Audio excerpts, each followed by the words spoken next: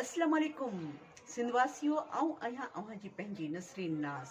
मूंखे ख़बर आहे मुंहिंजे भाइरनि खे बोस्की पाइण जो ॾाढो शौक़ु आहे ऐं ज़ाहिर आहे उनजी सूंह पंहिंजी आहे। बोस्की जो वॻो हुजे, मथां सिंधी टोपी ऐं ॻिचीअ में अजरक ऐं उहे वरितल हुजनि हाला मां। ऐं हाला जी कहिड़ी दुकान तां मां थी तव्हांखे ॿुधायां, नूर मेमण हालाई साहिब जी दुकान तां।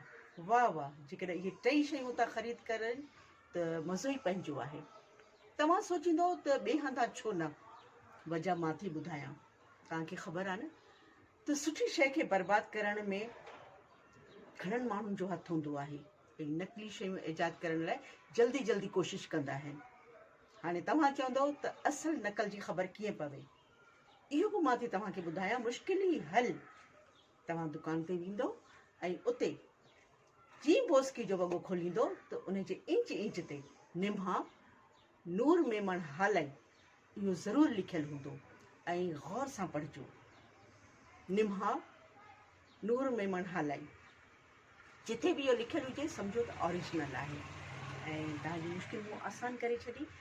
जल्दी जल्दी देरि न कयो ऐं जल्दी दुकान ते पहुचो ऐं ओरिजिनल बोस्की जो वॻो वठो।